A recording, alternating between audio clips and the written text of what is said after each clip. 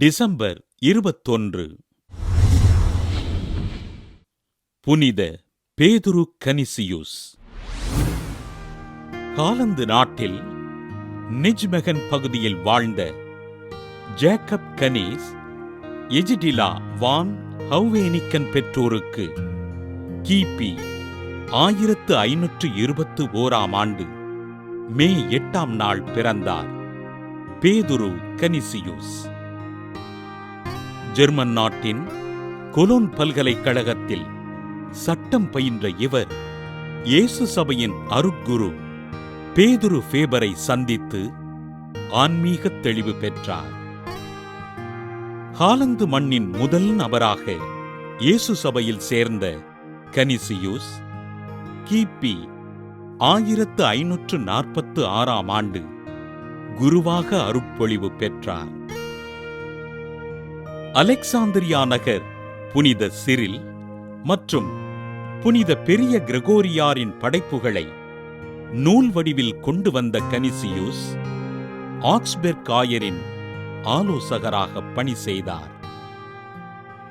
இயேசு சபையின் தலைவரான லொயோலா இஞ்ஞாசியார் கேட்டுக்கொண்டதன் பேரில் மெசினா பகுதியில் இருந்த இயேசு சபை கல்லூரியில் சில காலம் பேராசிரியராக பணி செய்த கனிசியுஸ் ஜெர்மனி சென்று இறைப்பணிகளைச் செய்தார்.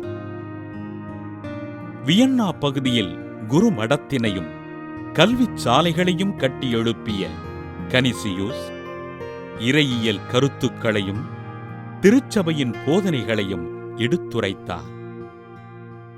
திருமறை சுவடி என்னும் நூலினை எழுதிய இவர் பொஹீமியாவின் 6 நகரங்களில் கல்லூரிகளை கட்டி எழுப்பி ஏழை மாணவர்கள் கல்வி கற்க வழிகாட்டினார்.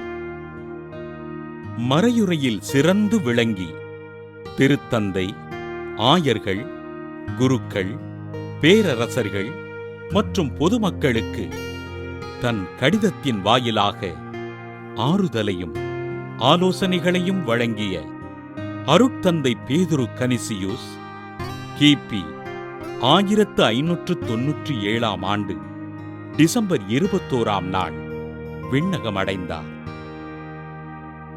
தன் மறையுறையின் வழியாகவும் எழுத்தின் வாயிலாகவும் ஜெர்மனி திருச்சபையில் மறுமலர்ச்சியினை ஏற்படுத்திய அருட்தந்தை பேதுரு கனிசியுசினை திருத்தந்தை 11 பத்திநாதர் கிபி 1925 மே 21 புனிதராக உயர்த்தி திருச்சபையின் மறைவல்லுனராக அறிவித்தார்.